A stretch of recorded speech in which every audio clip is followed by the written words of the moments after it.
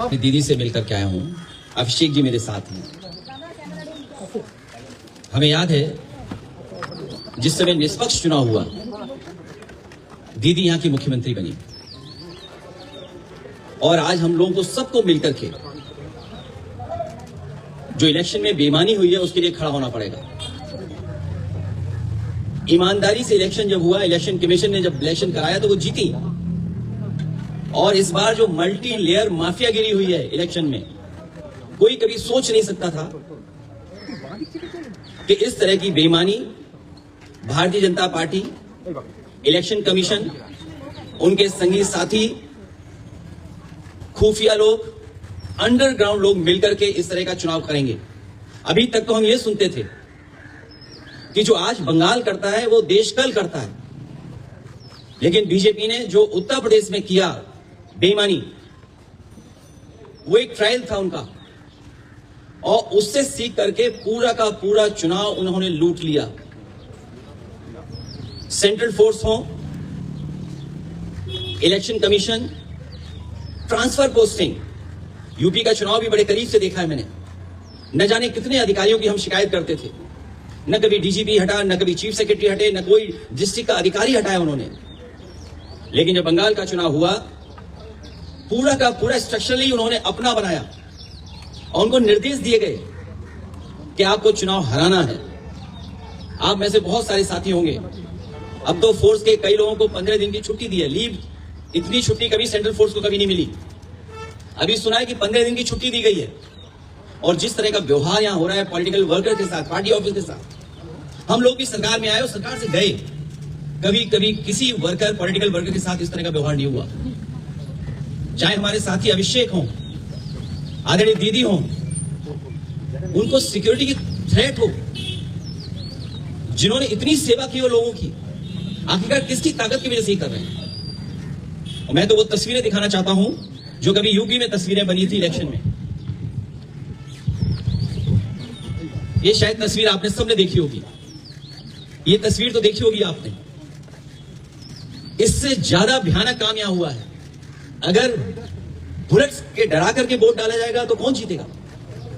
आप बुलेट से डरा रहे हैं वोट के लिए, और इलेक्शन कमीशन निष्पक्ष नहीं है, बीजेपी के सारे पे काम कर रहा है।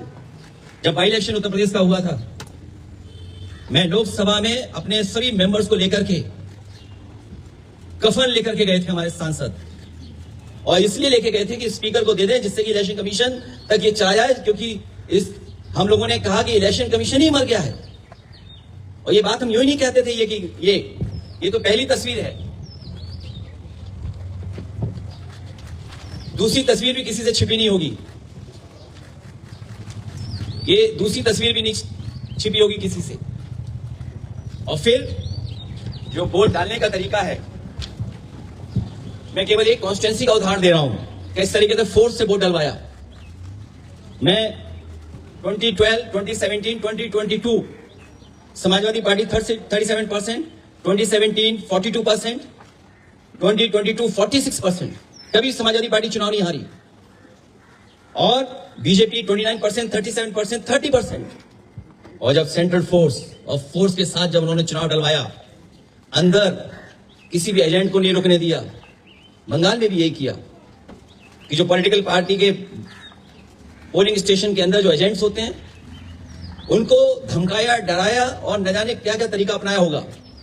यहां देखिए आप, जब डराया, धमकाया और पुलिस का साथ लिया तो कितना 77% पहुंच गया वोट बीजेपी का। 77%। ये वो डेटा मैं दिखा रहा हूं जो इलेक्शन कमीशन के पास भी अवेलेबल होगा। ये तो पूरे इलेक्शन की प्रक्रिया ही बदल दी इन्होंने।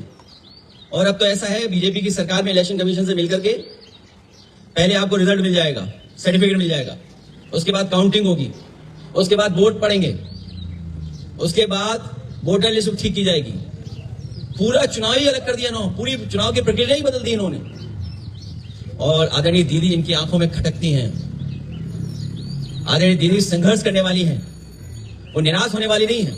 बीजेपी की आंखों में इसलिए खटकती हैं क्योंकि वो आदि आबादी का प्रतिनिधित्व करती हैं। और भारतीय जनता पार्टी के लोग जो पुरुषवादी हैं, सामंतवादी हैं, कभी नारी को बढ़ते हुए नहीं देख सकते हैं। इन्होंने नारी को मुख्यमंत्री नहीं बनने दिया। राजस्थान में जो पहले मुख्यमंत्री की दावेदार थी, मुख्यमंत्री रही, और देश में केवल एक मुख्यमंत्री आधी अधूरी बनाई, जिनके पास कोई पावर नहीं है। इसलिए हम इस लड़ाई में आदरणीय दीदी के साथ हैं, क्योंकि लोकतंत्र को बचाना है, संविधान को बचाना है। अगर हमारे वोट के अधिकार को ही छीन लेंगे तो फिर क्या लोकतंत्र बचा? इतनी डेमोक्रेसी को किसी ने डिस्ट्रॉय नहीं किया होगा जितना भारतीय जनता पार्टी ने किया है।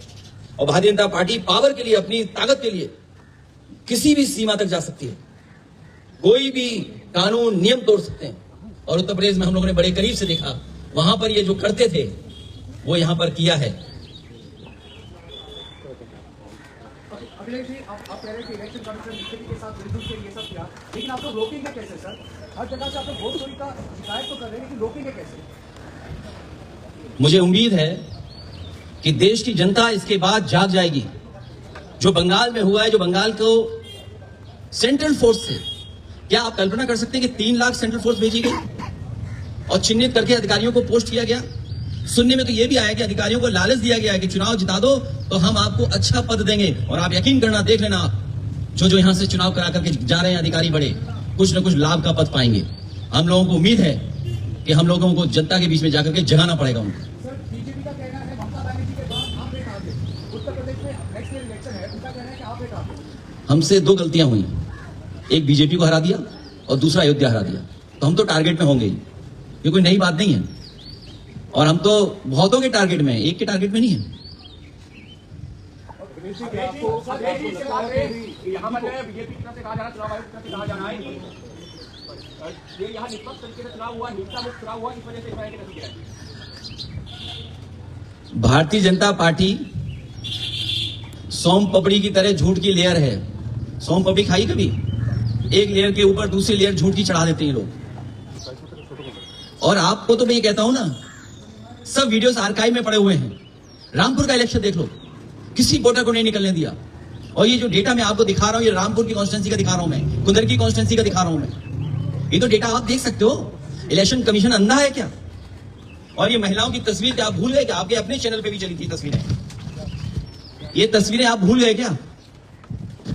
ये तो आपके चैनल पे भी तस्वीरें चली थी, वीडियो चले थे। ये इन महिलाओं ने, जिन्होंने कोई परवाह नहीं की, मैंने इन महिलाओं को 2-2 लाख रुपए से सम्मान किया था कि उन्होंने कम से कम अपने वोट के अधिकार के लिए लड़ी।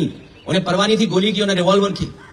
आप पता करिए कि क्या हालत थी उस समय। केवल ये तस्वीर नहीं, ये तस्वीर भी आप भूले नहीं होंगे। हालांकि सीसीटीवी से बहुत घबराते हैं बीजेपी के लोग, सीसीटीवी से, कैमरे से बहुत घबराते हैं। अगर यही इलेक्शन कमीशन निष्पक्ष है तो कुदरकी में जो वोट डाला है उसकी सीसीटीवी वीडियो जनता को दिखा दो। अगर जनता को नहीं दिखाना चाहते हैं तो प्रेस पे तो भरोसा करते होंगे। अगर सब प्रेस को नहीं दिखा सकते हैं तो अपने खास चैनलों को बुला करके और हमें भी बुला लेना। और फिर जब सुप्रीम कोर्ट की प्रोसीडिंग्स लाइव हो सकती हैं तो बंगाल के वोटिंग की, काउंटिंग की सीसीटीवी क्यों नहीं दिखाई जा सकती, क्यों नहीं लाइव हो सकती है? कम से कम जनता में तो संदेश जाए। जो लोकतंत्र है वो मजबूत होगा। अगर सीसीटीवी की जो फुटेज है वो अगर बीजेपी दिखवा देगी इलेक्शन कमीशन से तो शायद उससे लोकतंत्र और मजबूत होगा। ये तो अकेले इलेक्शन कमीशन से लड़ रहे थे। हमें तो यूपी में जो हमारा साथी कह रहा था टारगेट, उनके परिवार के लोग भी कई जगह बैठे हुए हैं, उनके बहुत सारे साथी सहयोगी भी बैठे हुए हैं। हमें सबसे लड़ना है, लेकिन हमें भरोसा है कि जनता ने जो बंगाल में देखा है, जिस तरीके का व्यवहार सेंट्रल फोर्स का, इलेक्शन कमीशन का, संघी साथियों का, इनके अंडरग्राउंड लोगों का, बीजेपी के लोगों का, उत्तर प्रदेश की जनता जागरूक होकर इनका जवाब देगी।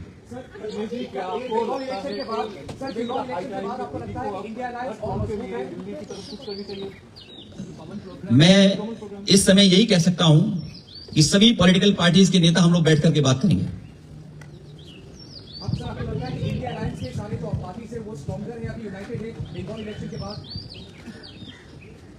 कोशिश यही होगी कि सब लोग और साथ मिलकर के काम करें, क्योंकि लोकतंत्र बचाना है, डेमोक्रेसी को बचाना है। ये डेमोक्रेसी को डिस्ट्रॉय करना चाहते हैं, हमारे वोट के अधिकार को ही छीनना चाहते हैं। हालांकि बात यहां की नहीं है, लेकिन यूपी की मैं कह सकता हूं। वो वोट छीन करके आम लोगों के और खासकर पीडीएस समाज के लोगों के अधिकार छीनना चाहते हैं। जब वोट छीनेगा तो सोचिए क्या अधिकार छीनेगा। वो डेटा आपको अवेलेबल है कि किस तरीके से वोट के अधिकार को छीनने से कितनी सीटें हार गए। वो डेटा छिपा नहीं है। और लॉजिकल डिस्क्रिपेंसी के लिए क्या सॉफ्टवेयर इस्तेमाल किया होगा? आखिरकार किसका सॉफ्टवेयर था वो? लॉजिकल डिस्क्रिपेंसी जो हुई है वो किसकी वजह से हुई है? कौन डेटा देख रहा था? कौन सा सॉफ्टवेयर था वो? पार्लियामेंट में इसको उठाएंगे सर? पार्लियामेंट में तो मैं कफन लेके गया था इलेक्शन कमीशन के लिए, अभी सर बंगाल इलेक्शन बिल्कुल उठाएंगे। अखिलेश जी, बंगाल का ये चुनाव इस बार हिंसा बहुत कम हुई, लोग बहुत कम यहाँ पे जाने गए, लेकिन कल रात में जो देखा गया शुभेंदु अधिकारी के पीए की हत्या की गई, जिससे क्या कैसे देखें? इसमें तो होम मिनिस्टर जिम्मेदार हैं, तो उनके पीए की हत्या कैसे हो गई? ये सवाल मुझसे मत पूछिए। आप ट्विटर हैंडल होगा आपका, आप टैग करिए होम मिनिस्टर साहब को, पूछिए कि हत्या कैसे हो गई। सर ये जो एकजुट होकर आप लड़ने की बात कर रहे हैं सर, इसमें कांग्रेस की भी भूमिका होगी सर। हम लोग यूपी इलेक्शन से भी पहले देखे हैं, बंगाल इलेक्शन से पहले भी हम लोग ने देखा कि शायद ऑपोजिशन एक साथ नहीं होता है, कांग्रेस नहीं आ पाया सर। कांग्रेस को कोई एडवाइस देंगे सर? मैं किसी को एडवाइस देने के लिए नहीं आया हूं। मैं लोकतंत्र और जिस तरीके से आदरणीय दीदी को अपमानित किया, उनके कार्यकर्ताओं को वोट भी डालने दिया, क्या जिम्मेदारी सेंट्रल फोर्स की है? क्या आप इलेक्शन को इस तरह कराएंगे कि आप वहां पर एजेंट्स को नहीं बैठने देंगे, पॉलिटिकल पार्टी के एजेंट्स को नहीं बैठने देंगे, और फिर इस बात की तैयारी करेंगे कि एसआईआर करा करके हम टारगेटेड किस बूथ पर वोट कटवाना है? जो टीएमसी के स्ट्रांग बूथ हैं, स्ट्रांग वोटर्स हैं, उनको वोट ना देने दिया जाए, इसलिए वोट कटवा दें उनका? ये अधिकार किसने दिया है? यही लोकतंत्र को सबसे बड़ी हत्या कर रहे हैं बीजेपी के लोग मिलकर के, वो भी इलेक्शन कमीशन से। इसलिए सभी पॉलिटिकल पार्टी से हमारी अपील होगी कि कम से कम इस सवाल पर हम सब एक दिखाई देंगे। हम सब पॉलिटिकल पार्टी के लोग एक साथ खड़े हुए दिखाई देंगे। सर ये सवाल मैं आपसे लास्ट टाइम में पूछने की कोशिश किया था सर। आप बंगाल में 91 लाख लोगों को हटाया गया था, उसमें डुप्लीकेट की है और लॉजिकल डिस्क्रिपेंसी की है, लेकिन उत्तर प्रदेश की जो ड्राफ्ट लिस्ट है जिसमें 2.8 करोड़ लोगों को हटाया गया था, कोई कॉन्फर्मेशन है सर कितने रोहिंग्या मिले उधर से? और क्योंकि बंगाल में जिन लोगों को हटाया गया सबको पता है कि रोहिंग्या है। जब ये बात आपको पता है तो ये भी पता होगी आपको कि हमारे मुख्यमंत्री जी घबरा गए थे। उन्होंने कहा कि 4 करोड़ वोट हमारे कट गए इसमें। तो क्या मानूं मैं आप? अगर हमारे उत्तर प्रदेश के मुख्यमंत्री ये शिकायत करें इलेक्शन कमीशन को कि 4 करोड़ वोट हमारे कट गए, तो इस सवाल का जवाब तो हमारे उत्तर प्रदेश के मुख्यमंत्री देंगे जिन्होंने कहा कि 4 करोड़ वोट कट गए हमारे। चलिए, बहुत धन्यवाद आपका, बहुत धन्यवाद।